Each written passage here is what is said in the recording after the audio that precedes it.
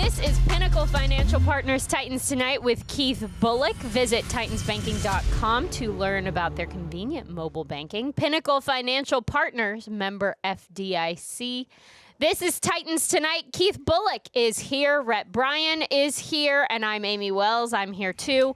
The Kansas City Chiefs are coming to town. I felt like when I wrote that sentence down, it was to the theme of Santa Claus is coming to town. And I was like, oh, I'll sing it. People will like that. At the last moment, I chickened out. So I didn't do that. Well, but Kansas City's coming to town. Yeah, I was going to say, I need you guys to know. Andy Reid, like, if he grew he could, look now. You give him a whole year, he could be a Santa Claus the man figure. From North Pole. Yeah. That's correct. Yeah, I think he could pull it off. So there you go. He's got the red already. He's halfway there. There it is. So the Chiefs are coming to town, but it's more like a version of the Chiefs. A version of the Chiefs the Titans are looking forward to play. It's just different. There's a lot of injuries to discuss. The unusual fate of the Chiefs and where they're kind of standing right now is something to discuss. Rhett, I'm sure you've just got nuggies on nuggies for us. Yeah, I've got nuggies, and I've got a little bit of a predictive batch of nuggies as far as what their forecast looks like down the road, like after this season's done, because it's a very interesting time to be a Kansas City Chiefs fan and for that organization, because they're 6-8 in the AFC West division. They've missed their opportunity to go to the playoffs for the first time in 11 years. Boy, first world problems, right? Yeah, right.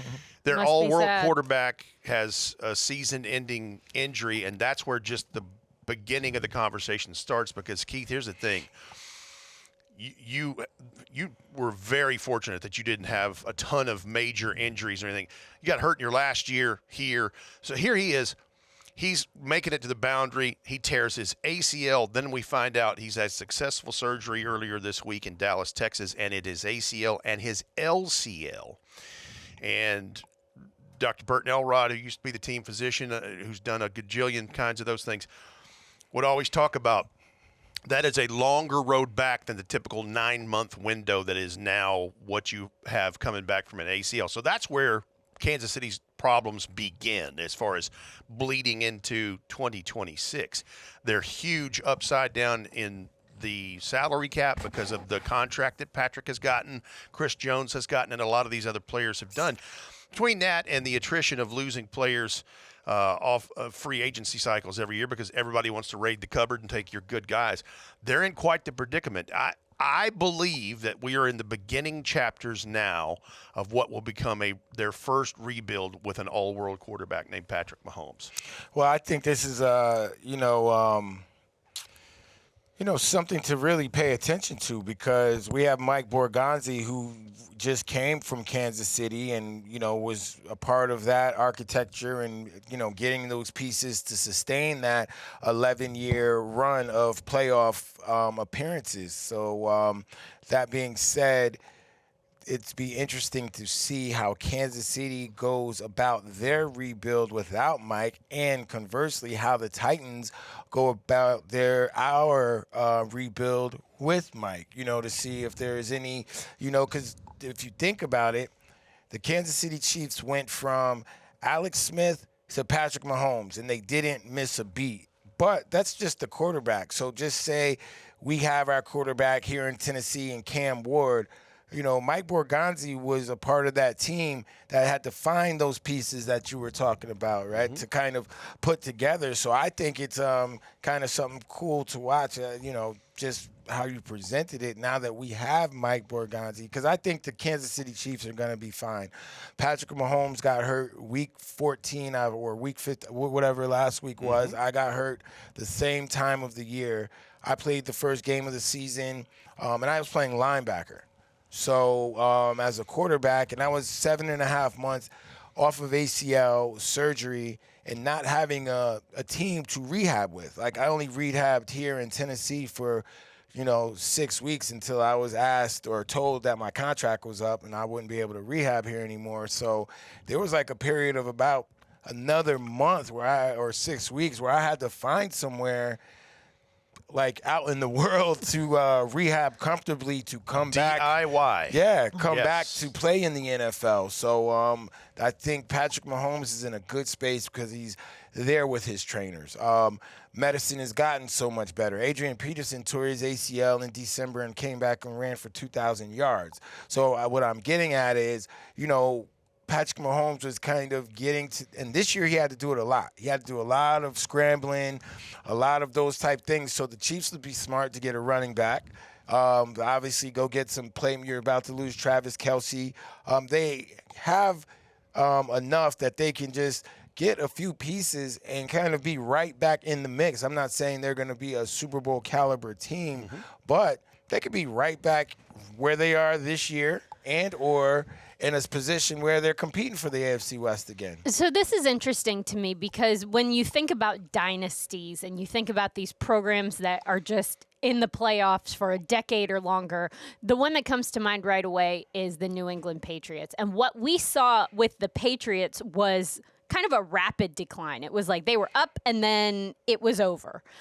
It doesn't feel like with the Chiefs, they are built in such a way where that's going to happen again, where they're just going to drop off because they lose a couple pieces. It feels as though because of the way that their roster is constructed, and a lot of that is thanks to Mike Borgonzi and the work that he did with that crew, is they've built something that, yeah, they've got a lot of big pieces that they are going to need to figure out what to do, whether that's reworking some contracts to make things work from the financial perspective, whether it's refilling some positions of need with rookies and with younger players who are cheaper, frankly, or it's trying to find some ways to move on after you lose a Travis Kelce or all of these different pieces. So there's a lot of stuff that they can do, but it doesn't feel like it's going to completely just the bottom's going to drop out of that team, right? And that's part of my point because I don't know the analytics of it all, but I feel as if they don't have to rebuild their O-line, right? They have to find someone to running back. They've always done running back by committee. That's worked for them. They've always been able to rely on Travis Kelce. That's worked for them. They've had a solid defense, and then they have Spags as their defense. So those things play in their favor. It just seems like it's a big deal right now because Patrick Mahomes went down. I honestly see a scenario next year where Patrick Mahomes might be on PUP. They find someone in free agency, a veteran quarterback, to maybe keep them 3-3, 4-2, 2-4, just to kind of until Pat Mahomes can feel comfortable. Because with the ACL, it's more about having the confidence and the strength in your knee, because once it's repaired, like he just had it done the other day, it's repaired. Now it's about getting rid of that atrophy, start getting the strength back, and then just getting back into quarterback movement. So when you're coming back as an athlete from ACL, they bring you back position specific. So a lot of the, strength building and all those things would be typical what someone would do to get their strength back. But now quarterback drops, things of that nature. And they work in the pool and on the treadmill. And like I say, the medicine is phenomenal now these days. In other words, your rehab to come back from an ACL was different because you're playing the linebacker position. He's quarterback, so the different ways of therapy to strengthen what needs to be repaired and redone and re-strengthen, I should say, is different. And that makes total sense. Now I'm going to say this. With what I said about the Chiefs a minute ago, I'm not ready to throw the first shovel of dirt on them and they're dead. As long as number 15 is a part of the equation, they're going to be playing for some significant things. That's my belief because he's a one of one. The difference is this. The Patriots had a 20-year run, and it fell off. Yeah. And the difference that I'm going to point to now is the financial part of it. Because remember, while Tom Brady made good money, he never made Patrick Mahomes money. That's true. It always seemed like he had the, for lack of a better term, hometown discount type money for the starting quarterback that he was. But I also figured out, like, Don Yee is his agent, which was the late, great Frank Wycheck's agent as well. I think they always figured out, it's like, if we can do this and you get your money, but maybe you're not getting money, we can keep this together. And I think that was one of the significant contributions to getting 6 world championships over a 20-year period. With today's quarterback money, there's going to be some more financial salary cap gymnastics that is going to have to be done, because you're talking about Patrick Mahomes' numbers are going to be in the 30 to 35% of your whole dang cap. So there's where it gets interesting is, yes, they can put another roster together with a fix here and there with some of the things you outlined and make another run. They're not at rock bottom, but there's going to have to be some stuff done because of, and I don't have the number in front of me, but they're upside down in the cap and all those kinds of things. They can certainly, as long as number 15 wears a jersey for the Kansas City Chiefs, they're in it. But there are things that have gotten older around him, departures, all of the things that every team goes through. The difference is you got the all-pro, all-world quarterback. Yeah, yep, and that's a big deal. It is interesting this time of year. It feels like there have been a lot of major injuries as of late, like big-time stuff. We saw Micah Parsons with the Green Bay Packers. He went down. He also tore his ACL. On the same day. Isn't that crazy? Arguably one of the biggest defensive players in the league and arguably the biggest offensive player of the league in the same day. Something in the water that day. We have Daniel Jones, who tore his Achilles 2 weeks ago, and that paved the way for Phillip Rivers to come back and play, which it still blows my mind. It's interesting you bring that up, Amy, because Mike Jones of The Athletic wrote a very interesting piece about this week, about what is going to eventually be an 18-game schedule in the NFL, as we tend to think that it will be, because you're not going to stay in an odd number where each year it's an alternate thing where, well, this year the AFC has this many home games and next year it's the NFC. Right.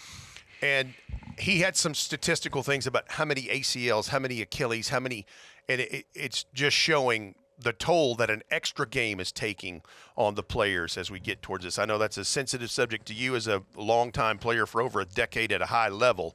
But that's maybe a conversation for another Titans tonight. But it is interesting that you bring that up, because it seems like there are more. I haven't paid attention to years of past, but just the wear and tear. Like, you even look at Micah Parsons' injury. You know, he was just making a cut, and I went down from a non-contact injury. So it just comes through to about wear and tear over time. I always say you have to have some luck on your side to be able to play all those games. And then even Patrick Mahomes, you know, he was taken down after he threw, but, you know, he just kind of he's been taken down like that, you know, over 100 times in this game, sometimes even worse. So it's definitely something to look at. I would have to take a deeper dive into it, but I just it's the wear and tear, because even with the longer season, you would still be playing right now anyway. I think in this article, he had the number I remember, I think there were 59 players that have ACLs. Dang. Wow. And, you know, some of those, we just named 2 very, very significant ones of the 59. Yeah, but there is, and especially with so much increased kind of effort and attention to those specific injuries and the things that can really be season-ending injuries, and not like training for them, preventing them, doing whatever you can to get your body in the best possible condition, and then the rehab on the back end. There's so much emphasis on them, and yet they still happen all the time, and they're just devastating. I mean, it's awful to watch someone blow their knee out, and it's probably even worse to go through it. I've never done it, but Bulluck has, and he is laughing as though I don't know what I'm talking about, which is accurate. I'm not laughing like that. I'm laughing like actually in agreement, because, you know, as what I specifically was laughing at, like all through your career, and I think about like except high school, you know, I didn't really know too much about that, but throughout my whole career, college included, like the worst injury you think of is an ACL. Yep. And I was blessed and fortunate I got to play a full career, and I didn't tear my ACL until the end of year 10. But you know, I think of guys that blew, like Kevin Dyson. You know, he blew his ACL, I think, the 3rd or 4th year of his career, and he was like trajectory. He was on a very, you know, but Kevin Dyson gets hurt, steps in Derek Mason. You know what I mean? So, like, that just goes to show, like, opportunities that have been missed, because of injury. And that was, I can think of Tank Williams. Tank Williams blew his ACL out his second or third year, and he never came back the same. I remember the next year we were actually in a game, and it was a play that Tank used to make all the time. He would make it all, like maybe just say getting out of the post, and he would always make that play before he got hurt. This is his first season off of ACL, and he didn't make the play. And I remember in the huddle looking at him like, what, like, WTF. And then he had that look like, dog, I just... Like he had to look like, yeah, I know, but I just can't make that play. Like he was kind of like Father Time is undefeated. Yeah, like he was kind of like I looked at him and he's like, yeah, I know, like I'm trying, this is bad, I know I'm trying, but I'm not. I don't have that same superpower I once had. Oh, yeah. Well, injuries are awful. We need to take a quick break, but when we come back, we're actually going to talk about injuries some more because the Tennessee Titans have quite the list here, and if you're anything like me, you need some help figuring out who goes where and what and how and all of that. So we're going to answer all your questions, get it all figured out when Pinnacle Financial Partners Titans Tonight returns. Pinnacle Financial Partners Titans Tonight continues on. There's a lot to talk about in the world of injuries. If you missed the first segment, we went through some of the big ones that are happening across the National Football League, including Patrick Mahomes, whose Kansas City Chiefs are coming to Nissan Stadium this Sunday. Kickoff for that game is at noon. You don't want to miss it. But there's also going to be a lot of Titans who will be there and some Titans who will not be there due to injury. And if you watch the game where the Tennessee Titans took on the San Francisco 49ers, there were a lot of people who were coming off the field. There was just a tremendous amount of injuries. Shout out Will Bowling, who was working overtime with all those injuries. I've been there. I have been a sideline reporter when there's just like a one in, one out policy over to that blue tent. Like it's not an easy thing to keep up with. But let's run through this list, and Rhett, you let me know if there's anything I missed. So on Sunday, when the Titans were in San Francisco taking on the 49ers, Cedric Gray left the game with a concussion. Tackle Dan Moore did not play in that game. He had a neck injury. Xavier Woods left the game with a hamstring injury. Kevin Winston Jr. left the game with a hamstring injury. Mike Brown left the game with an ankle injury. Kevin Zeitler left with a groin injury. He did not return to the game. Van Jefferson left with a back injury. Tight end Gunnar Helm left with a toe injury. Is there anybody I left out? No. I think the that's only everybody. good thing about that is Gunnar Helm came back and played. Yep. The rest did not. But, and so that created a flurry of waiver wire and roster movement transaction type activity. Yeah, so on Monday, or maybe it was Tuesday. On Tuesday, the Tennessee Titans put safety Xavier Woods, safety Kevin Winston Jr., and safety Mike Brown all on injured reserve. They will be done for the remainder of the season. And that's tough. That is a hard place to be. Now, they signed two safeties to the roster. Do you have those names, Rhett? Yeah, one is Eric Hallett II, 5'11", 200 pounds, a first-year guy out of Pitt. The other is Sanusi Kane, and Sanusi is 5'11", 210, second-year man from Purdue. He is a strong safety type, but has predominantly played on special teams. He was, I think, 250th pick overall by the Baltimore Ravens, and so that looks to me on paper like maybe a guy that can help in the role that Mike Brown was in, because Mike Brown would have been the first guy to sub in once Kevin Winston Jr. went out. He was hurt on the first play on the kickoff of the game. So Sanusi Kane is that. Eric Hallett is the other. So there's that part of it. There is that part of it. There's also, in related news, return-to-play windows were open for 3 Tennessee Titans players. Yes. That means they can come back to practice, and they can be a part of practice for the next 3 weeks while their injury status is kind of being evaluated. That would be for edge Femi Oladejo, wide receiver Bryce Oliver, and edge Ali Gay. So there is some hope here. There are some bright spots, but Keith Bulluck, that safety position is just taking a beating right now. How hard is it to get a team, or especially a defense or secondary, if we want to get even more specific here, how hard is it to kind of overcome losing that many people in a single game at a single spot and getting new people on the same page in time to play on Sunday? Well, I know Amani Hooker will have like a tough time because he's the constant, right? He's the one that knows the defense in and out. He's the one that are going to help these guys be able to play. And it's tough to do your job when you're in this situation, especially for Amani, because he knows what to do.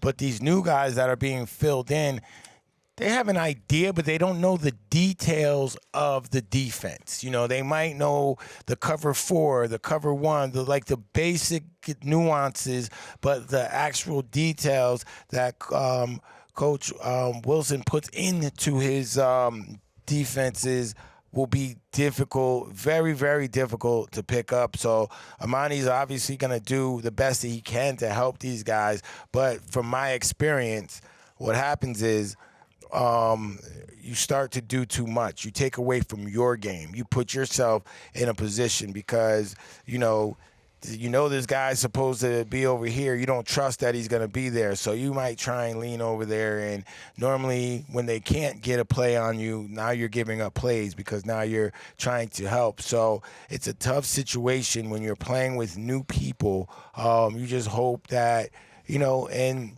the coach has to realize who's in the game too and maybe keep it vanilla, keep it basic, and just see who can play base defense and, hopefully make some plays within base defense, because I feel like if you can put the guys in the best position to be comfortable and confident, they should be able to make plays. But it's just tough all the way around because you're playing with, guys off the couch. You're playing with guys that were just in another defensive scheme.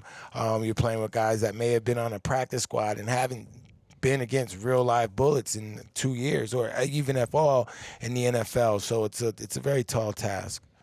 Well, and you're also facing the receiving core of the Chiefs in this, which Travis Kelce's the main one, and we'll get to the Nuggies part of that before we wrap up the show. But, Marquise Hollywood Brown is not an empty chair, and Rashee Rice is a target frequently. And you saw that third level have its issues with the West Coast offense and Brock Purdy Sunday against the 49ers. So here comes this next challenge. And, a lot of people would say, well, it's not Patrick Mahomes playing the game. It's just Gardner Minshew. Well, Gardner Minshew has done a lot of things against the Titans. He's a gamer, man. He is a gamer. The other thing on the transactions, too, before we leave this one behind as it pertains to the offensive line, they did make a waiver claim for Garrett Dellinger, a guard, number 71, 6'5", 315, a rookie from LSU. So they got him off of waivers from the Cleveland Browns. Here's what happened with this. Now, this is an interesting get because Garrett, I think, appeared in 34 games at LSU, 23 starts, most of those at left guard. He played in their game Sunday against the Chicago Bears and was the PFF third highest graded offensive player for his performance in that, had 29 snaps. They need to get Jamari Thrash back into the mix, so they cut him, tried to stash him back on the practice squad, and this Titans, Mike Nagante said, whoa, hang on. Well, come here, young man, come here. And so here comes Garrett Dellinger. So that was an interesting one to watch and see as it pertains to the offensive line. I knew I'd forget someone. That's okay. That's a lot of stuff. This is why everybody needs a Rhett Bryan in their house. I mean, very helpful. I don't know anybody. I don't know that everybody wants Rhett Bryan in their house. Well, you know what I mean. Maybe a couple, but I would hang out with the off-air Rhett in my house. Okay, cool. That's good to know, KP. I like it. Anyway, oh no. I do think it's interesting, though, trying to fit new people into a defense or an offense, whichever, this late in the season has got to jumble up the it's not the chemistry, but like the flow a little bit, right?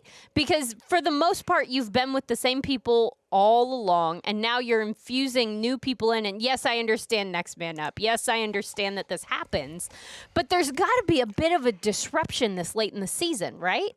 I would say this, you know, you're 2-12. You're really trying to finish the best way possible, right? Yeah. So all these guys that are coming in, these are opportunities.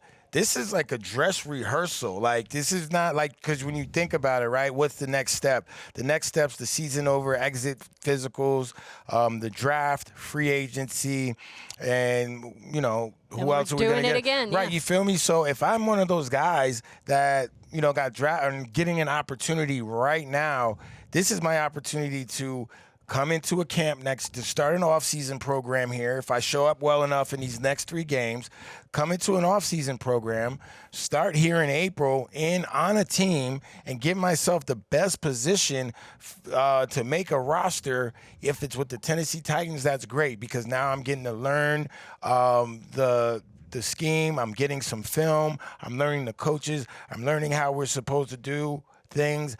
This is a place I would want to be if I'm a young guy, because they are rebuilding, and you could be a part of that. And at the end of the day, this time of year, if you're bouncing around and you're somebody they're calling like, hey, yo, come play safety for Tennessee. Hey, come play safety for this. You're a guy that has been out of work and or doesn't have much work, or teams are overlooking. You're like, oh, man, I don't want to say that, but like it's like you're not scraping the bottom of the barrel, but like, you know, you're like at the, you know, the guys that are available for teams that aren't in contention. You have 31 other teams that have this same injury issue because of a long season. And they're all trying to get the best guys. Correct. And the other part, to answer your question, I think what you're trying to say, Amie, is the flow that's disrupted amongst the position group is the communication. Yes. That's what he alluded to a while ago. Communication is better than flow. Well, no. I'm not trying to correct. What he said was correct about the onus is on Amani Hooker and trying to get these guys lined up where they're supposed to be and not take the eye off the ball of his own doing. And that's 1,000% what I was saying, because I remember many times when I was on a 5-11 team, or more so the 4-12 team, because I think we were 5-11, then went 4-12.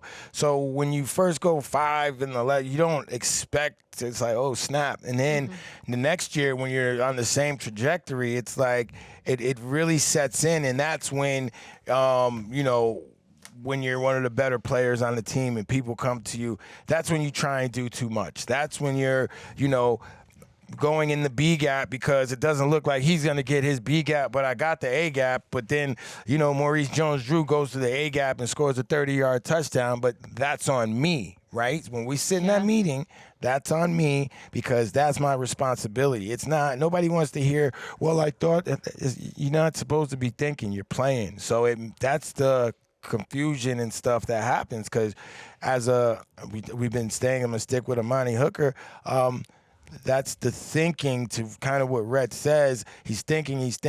He hasn't gotten a chance to lock in on his assignments because he's thinking for the guy that, hey, what do I do? And you know what I'm saying? Where do I go? Where do I go? That's happened before. Like the ball's about to be able to snap. Hey, where do I go? It's 2 by 2. It's like, yo, bro.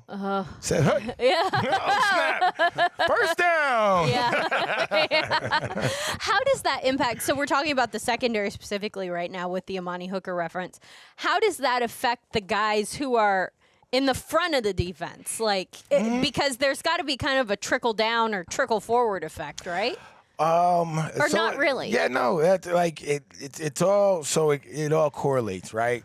So right now, the Titans' best pass rusher is Jeffrey Simmons. He gets to the quarterback. You have other guys that might get there and or around, but in order to help the secondary, it's the pass rush. So I don't care. You can have 2 first-round corners that you draft, number 1 and number 20 in the first round in 2026. If there's no pass rush and the quarterback has days to throw and you just have Big Jeff and a couple of other guys. You need heat coming off the edge. The quarterback has to be worried about getting that ball off. That's why the Cleveland Browns play such good defense, because that quarterback is worried about Myles Garrett. And they have other guys that Myles Garrett makes look really good, just like Jeffrey Simmons makes other guys look really good if they know what they're doing. And these guys on the Titans, those are the middle, second level guys.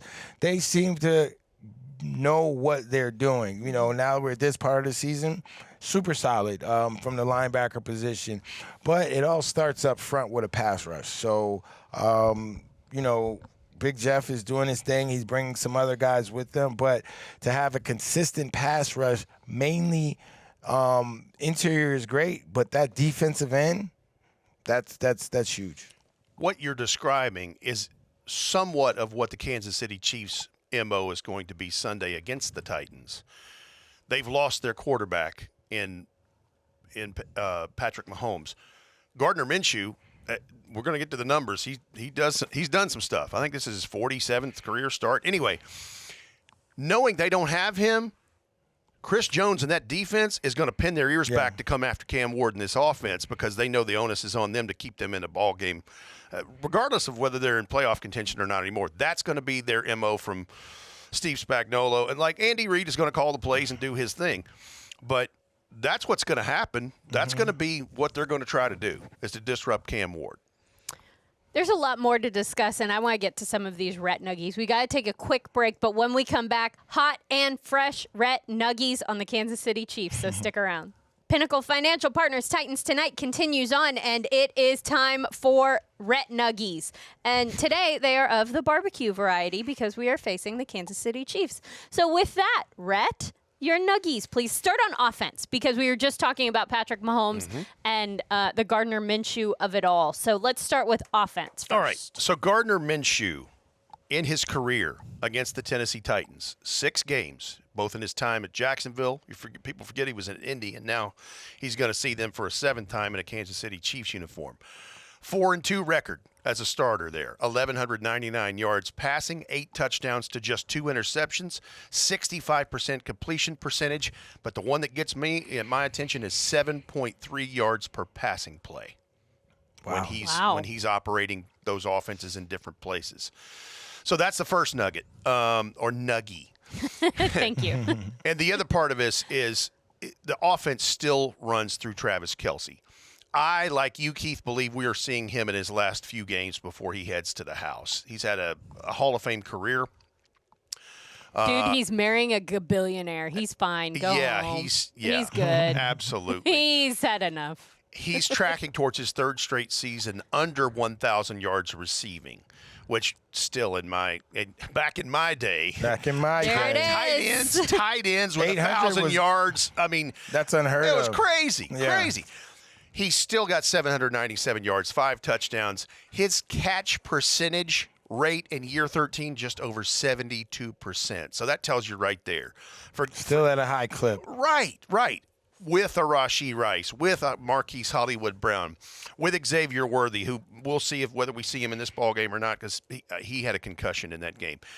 All right, now the run game. You mentioned them in the future going after a running back. I think that's a right play, and I think you're right on the money. The leading rusher is Kareem Hunt in a 2nd tour of duty. He has 557 yards, 8 scores. The 2nd leading rusher on the Kansas City Chiefs, as it stands right now, is Patrick Mahomes. Wow. We will running not a lot see this year. 422 yards, 5 touchdowns, 6.6 a carry. There's the offense right there. Isaiah Pacheco, who they drafted a couple of years ago, 396 and a score on the ground. Now, Gardner Minshew has some wheels and can run. He's not Patrick Mahomes. And so before we let down our guard on he won't be running the ball, in his career, he's a 4-yard per carry runner, 5 career rushing touchdowns. He hasn't done as much of that in his last couple of years in the league, but he could dial it up. So there's some offensive nuggies for the Kansas City Chiefs. I think, like we saw Cam Ward run more as the season progressed. I think Gardner Minshew is the type of quarterback that, and he's really savvy with it. When he sees the opportunity, that's what he understands. When he's not a running quarterback, but we've seen him take off and run. So when he sees and notices and realizes those opportunities, he's going to make it happen. So if it's like, oh, they're a man-to-man team, oh, everybody's back is to me, I'm out. So that's where Gardner Minshew fits in to the running part of it. And almost kind of like your man, Daniel Jones, maybe not as much because I think Daniel Jones throughout his career, even with the Giants, like he's taken off. But I wouldn't turn my back on a Gardner Minshew at all. There you go. How about on defense, Rhett? All right, for the defense part of this, top 10 against the run. Number 7, as a matter of fact, 99 yards allowed on the ground. Number 11 in runs per play, rushing yards per play at just over 4. You can get after them a little bit in the passing game. They have some lower numbers there. What's surprising to me is the third down percentage. They're 28th in the league at allowing almost 43% on third down. But where you go back to reality is they're top 5 in scoring. They allow 19 points per game. So at 6-8 in their division, they've had injuries throughout the offensive line. Obviously, the quarterback now. They have lost the one-score games that they won so much last year. That's part of it. And then the turnovers have been a thing because they're currently -2 in turnover ratio. But the defense starts up front with their version of Jeffrey Simmons, and that's Chris Jones. Yep. In 395 pass rush reps this year, 4 quarterback sacks, 39 pressures, he has the quickest get-off time in the league at his position at 0.68 seconds. Big, That's quick, crazy. Big, Because exactly. Big Jeff gets off super fast. And he has 20 of his 39 pressures have come as quick pressures under 2.5 seconds. The leader in that, though, is Jeffrey Simmons. There you go. Yeah. There's my dog. There's my dog. Large Grande Jefe is running. George Karlaftis, the guy they call the Greek Freak. He's the other guy up front that can crash the gates. He leads the team with 6 quarterback sacks and 54 quarterback pressures. Their second tier has their version of their leading tackler like Cedric Gray is with us, and Nick Bolton. Nick Bolton, golly, he's got 123 tackles. Wow. And, Leo Chenal and Drew Tranquil are in that. And then they've got a good secondary to anchor down the back end, and Brian Cook and Trent McDuffie and a lot of those things. And the other part of it is what we said in one of the first segments of this show tonight is if they are heading towards a rebuild, if they still have some of the main pieces in place, and then you mentioned it, if they still have Andy Reid calling plays on offense, and they still have Steve Spagnuolo calling on defense, and they're not going elsewhere for a head coaching job, that's what's going to get them back on track, quicker than the average Bear, besides having Patrick Mahomes a quarterback. But they have a very good defense front to back. They've had some injuries along those 3 tiers, but they will be the ones that will be coming with the heat against Cam Ward and these guys, knowing that the offense doesn't have its main player. And just to add on what you said about the rebuild with the Kansas City Chiefs, Andy Reid has done it before with the Philadelphia Eagles. They went on from Donovan McNabb to, Michael Vick. And, even when he got here, he went on from Alex Smith to Patrick Mahomes. So it's not, I don't think the coaches, to what you're saying, are too worried about it, especially with Spagnuolo and Andy Reid in that building. Well, Keith, you lived it in one particular game in Vince's rookie year in 2006 when you guys went up there to play them. That was the game that Donovan McNabb, KVB, I think, tackled him. Yeah. And it tore his knee. Yep. And so here comes Jeff Garcia. So he had to ride with Jeff Garcia the rest of that 2006 year. So absolutely. You've seen that firsthand.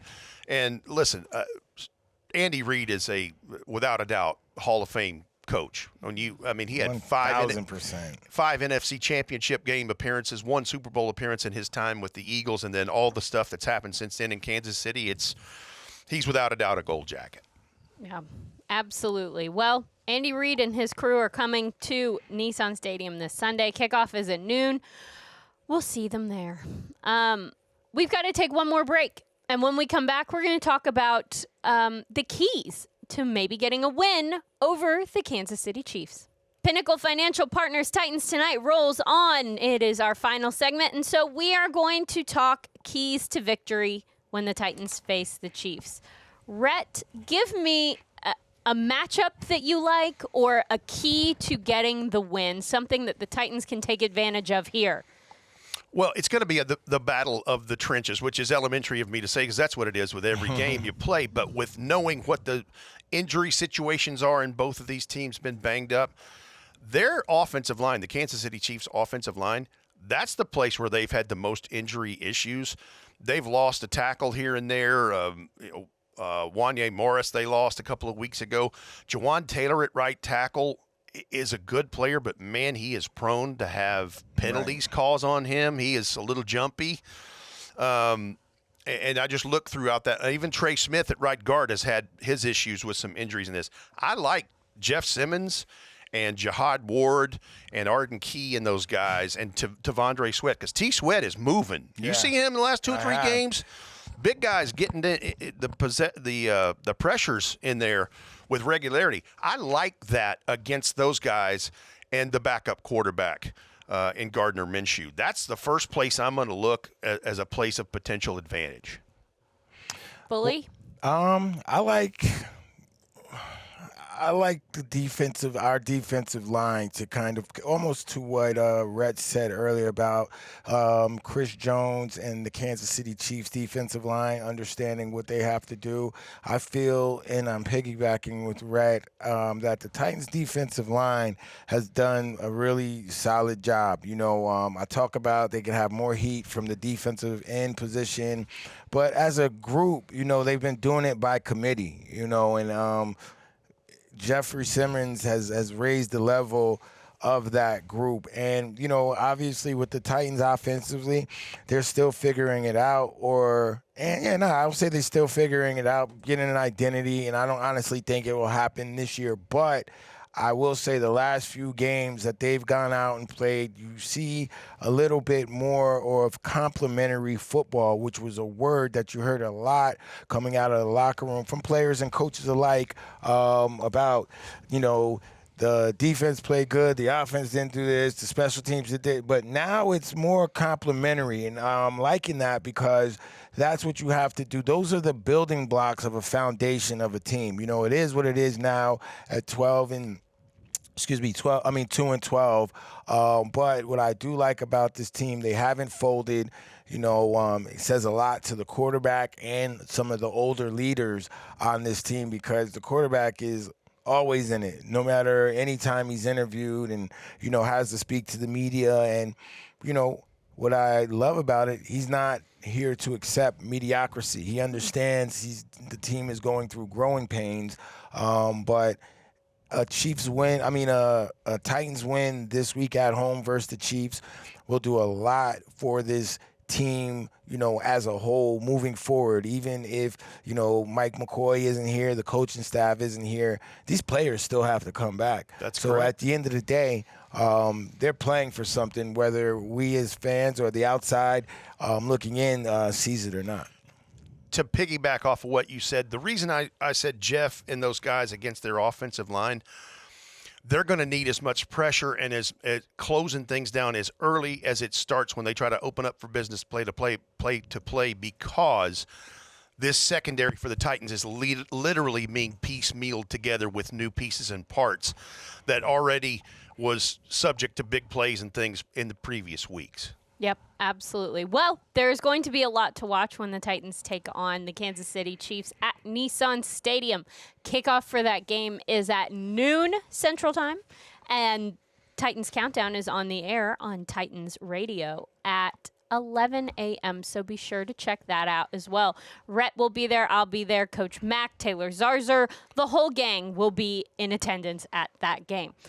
So, guys, that's all she wrote for Keith Bulluck and Rhett Bryan. This has been Titans the last Tonight. one of the year. It's the last one of the year. This has been Titans Tonight, guys. We'll see you in 26.